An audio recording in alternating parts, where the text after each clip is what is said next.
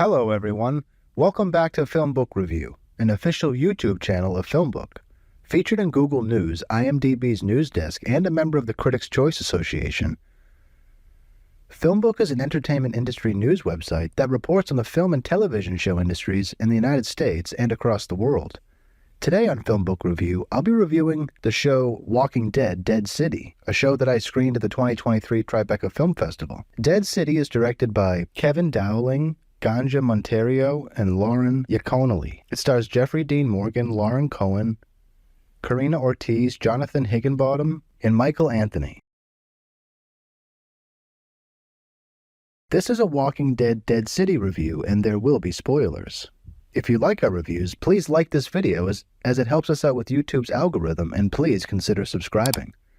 Once subscribed, click the bell notification box, and you're all set.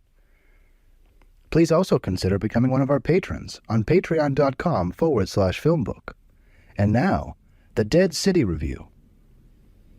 Dead City could have been just another story about broad survival, as we're used to in The Walking Dead. But with various conflicts that keep popping up in the apocalyptic style growing repetitive, showrunner and writer Ellie Jorn creates a much more focused story in Dead City. Picking up years after the end of when we last saw these characters, the plot is a straightforward one, in which Maggie is trying to track down her son Herschel, who has been taken by a menacing and cruel man known as the Croat for ransom. Although she manages to track him to the desolate city of Manhattan that is now cut off from the rest of the world, she realizes that she can't go it alone, and she needs the knowledge of another person to help her get her son back. That's when she pays a visit to the last person we would ever think she would want to see again.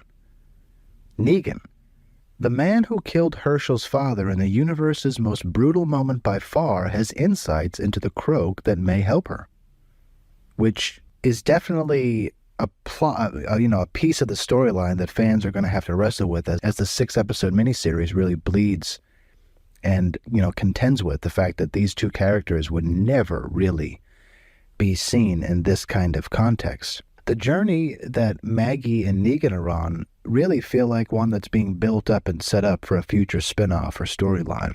Dead City really gave me the impression that I really didn't need to know everything that happened in the universe's storylines to understand or enjoy Dead City.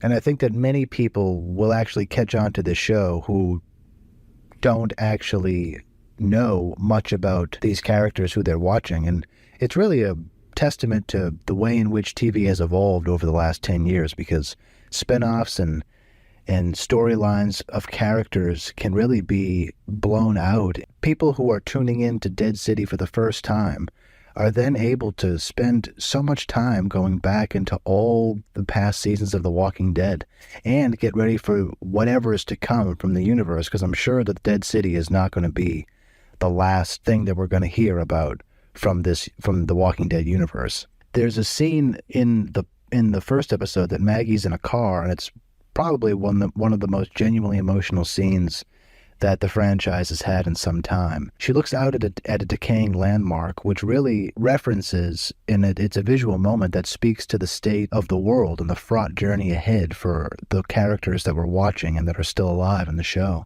If the future of the series is anything like the first season of Dead City, with its recentering of the core group of characters and the strongest story that The Walking Dead has had in years, then I think that fans are going to be in for a real treat with The Walking Dead and the future of this whole universe.